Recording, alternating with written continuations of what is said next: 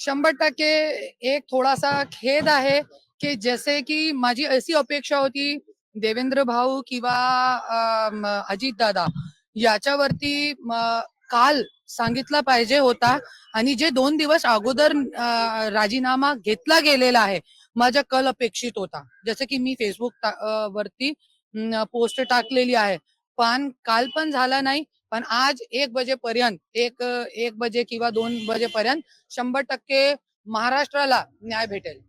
नक्की तुमच्याकडे एक पत्र सुद्धा आहे आणि आता माझ्या हे झालेलं आहे, मी मीडियावरती टाकते, फेसबुकवरती टाकते, तुम्ही सगळे घ्या तिकडून.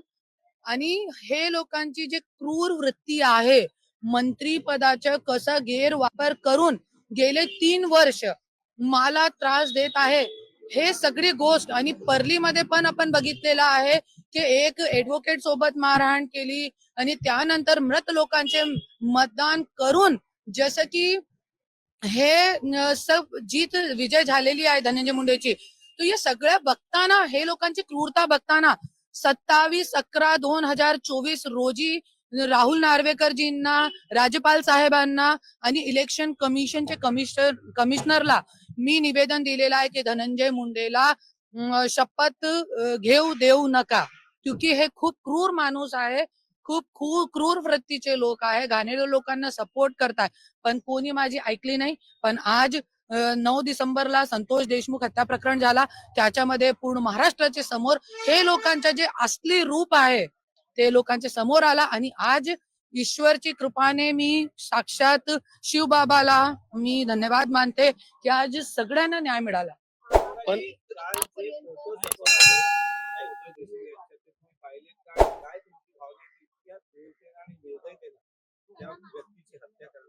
काही समोर आज जसे की मी एक ते बघितलं आहे फोटो की जसे संतोष देशमुख भाऊचे मृत झाल्यानंतर एक व्यक्ती त्यांचे तोंडावर लघवी करत आहे. काय मानसिक स्थिती आहे लोकांची, काय मानसिक स्थिती. आणि हसत खेळत त्यांची जे मृतदेह आहे ते मृतदेह वरती इतकं फोटो व्हिडिओ काढताय आणि जे वाल्मिक कराड आहे ते व्हिडिओ लाईव्ह बघताय. अरे कुठे चाललाय आपला महाराष्ट्र. आणि हे जे लघवी केलेली आहे ना, ते संतोष भाऊचे तोंडावर नाही, आपले शासन प्रशासन वर लघवी केलेली आहे. मी तो इतकं पण सांगू शकते. आणि हे तुम्ही बघा, जरी एक मृत व्यक्तीची इतकी बुरी अवस्था करू शकते हे लोक, तो एक जिवंत व्यक्तीची काय अवस्था करतात हे लोक. मी तो असं म्हणणार की जसं धनंजय मुंडेंनी मागणी केली होती, वाल्मिक कराडांनी स्वतः सरेंडर झाल्यानंतर मागणी केली होती की जे कोणी दोषी असेल त्यांना फाशीची सजा झाली पाहिजे. तो आता आमची नाही, त्यांची मागणी पुरी करा.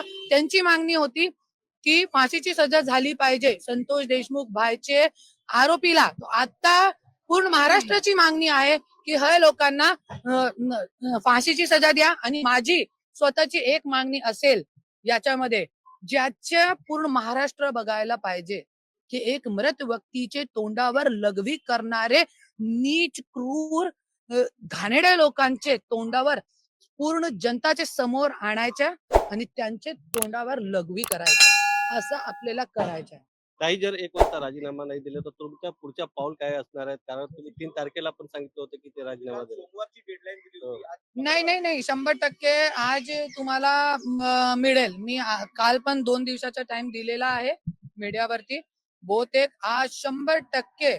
आणि मी तो स्वतः धनंजय मुंडेला निवेदन करणारे कॉल करून की जरी कोणी मागितलं नसेल तरी तुम्ही स्वतः द्या. अरे काहीतरी लाज, काहीतरी हया आहे की नाही. अजितदादांनी पण एक लहान गोष्टीवरती विलासराव देशमुख साहेबांनी पण दिलेला आहे, तरी पण जनतांनी 10-10 वर्ष, 15-15 वर्ष असे लोकांना जिंकून दिले आहे. असा एक भावनिक महाराष्ट्र आहे. लोकांची भावना की कदर असते इकडे. आज पूर्ण महाराष्ट्र माझ्या पण पाठीमागे आहे. कशासाठी? माझ्याकडे काही नाहीये लोकांच्या देण्यासाठी, तरी पण माझ्या पाठीमागे क्योंकि भावनिक आहे.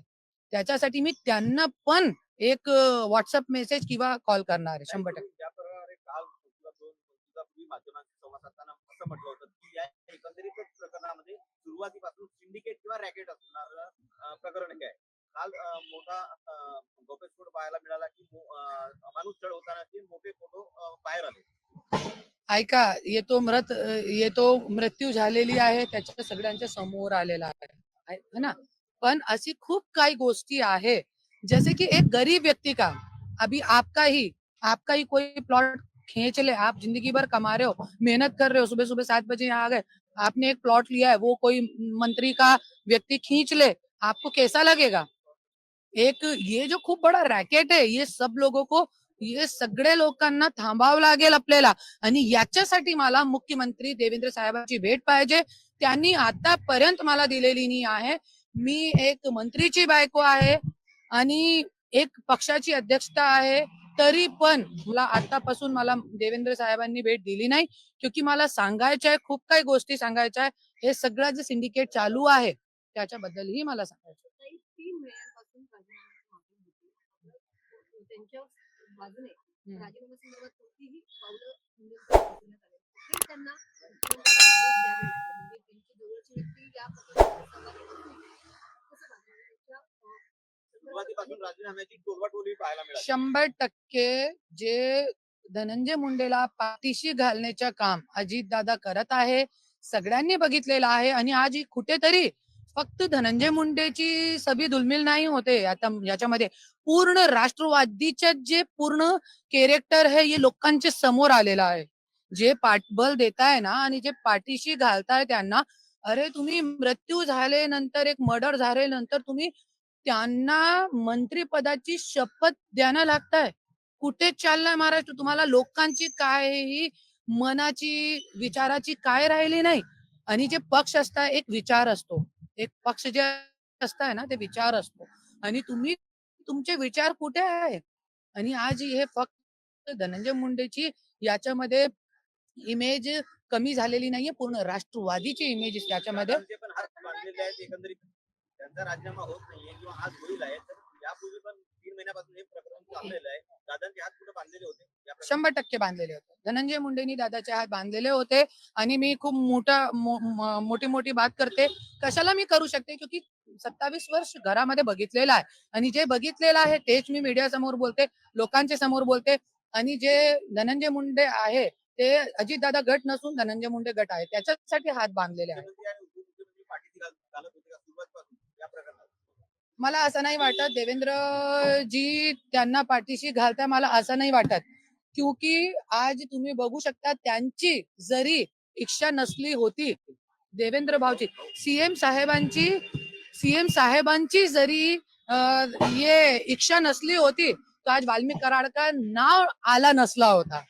ते 100% आहे. ते जे अप्रिशिएटेबल, काय म्हणतात त्याला मराठीमध्ये, ते प्रोत्साहन करण्याचे जे काम देवेंद्र भाऊनी केलेलं आहे, 100% एकदम. क्योंकि एक मंत्रीचे एट्रॉसिटी मध्ये मला 45 दिवस ठेवला गेला होता. मी विसरू शकत नाही कधीही. मी बेल सुद्धा होऊ देत नाही होते हे लोक. असं हे लोकांच्या मंत्री काय असते मला आता माहित पडला. मंत्रीची बायको 27 वर्ष राहिली, पण मला माहित नाही होता मंत्री काय असतो. जवळपास 109 जणांचा अशाच पद्धतीने हत्या झाल्याचं देखील सांगितलं जातंय. नेमकं तुम्ही याकडे कसं बघताय? 100% 109 लोकांची जे तुम्ही सांगताय त्याच्याबद्दल माझ्याकडे काय माहिती नाहीये. पण बीड मध्ये मी 3 वर्ष गेले आहे, तर त्याच्यामध्ये माझ्या खूप माहिती मिळाली आहे.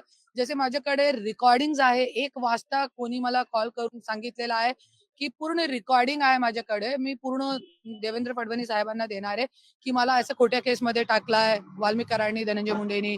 आणि फक्त त्यांची चूक काय होती, ह्यांचे लोकांच्या समोर त्यांची बायको सरपंच झाली होती. त्यांनी पैसेचा लालच दिला, मारहाण केली, एक महिला सोबत मारहाण केली, तरी पण तो महिला लढली नात्रामध्ये आणि ते अपक्ष सरपंच झाले.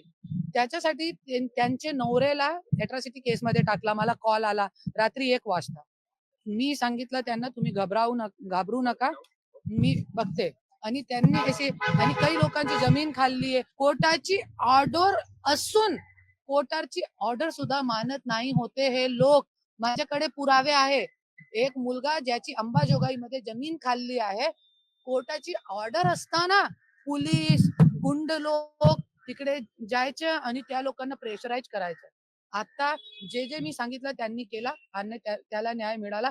माझ्याकडे मेसेज पण आहे, त्यांनी मला धन्यवाद पण दिला. तुम्हाला असं वाटत नाही की सध्या कुठेतरी उशीर झाला किंवा आणि काही यावरती वाद करावी लागते या सगळ्यासाठी? 100% मी काय सांगितलं तुम्हाला, 27/11/2024 रोजी मी राहुल नार्वेकरजी, राज्यपाल सगळीकडे मी निवेदन दिलेलं आहे. असे गुंड प्रवृत्तीचे लोकांना तुम्ही मंत्रिमंडळ मध्ये कसं ठेवू शकतात, त्याच्यासाठी मी निवेदन दिलेलं आहे. तरी पण आज कोणी ऐकत नाही होता. आणि सगळ्यांना माहिती आहे धनंजय मुंडे जे आहे हे छोटी मोठी हस्ती नाही आहे. त्यांच्या वक्तव्य, त्यांच्या भाषण, त्यांच्या काम खूप मोठ्या प्रमाणामध्ये चालू आहे. त्यांनी पण स्वतः सांगितलेला मी कधी इतका मोठा झाला मला स्वतः माहित पडला नाही. ते 100% आहे. पण तुम्ही मोठे व्हा, पण असे क्रूर वृत्तीचे लोकांना तुम्ही सोबत कशाला घेऊ शकतात? तो और ये सिस्टम जे आहे, जसे सीएम, डिप्टी सीएम, जसे अजितदादा गटाचे जे आहे, त्यांचे अध्यक्ष अजितदादा आहे, ते कशात त्यांना पाठीशी घालू शकतात? जसे ज्या वेळे अजितदादा वरती एलिगेशन लागले, त्या वेळे त्यांनी स्वतः इतके मोठे, ते पण खूप मोठे आहे, तरी पण त्यांनी स्वतः राजीनामा दिलेला आहे वेळोवेळी. तर त्यांच्या फर्ज मुख्यमंत्री म्हणतात की यामध्ये नैतिकतेचं अधपतन झालेलं नाही. नाही, खूप पतन झालेलं आहे. त्या दिवशी पतन झाला होता ज्या दिवशी संतोष देशमुख हत्या झाली होती.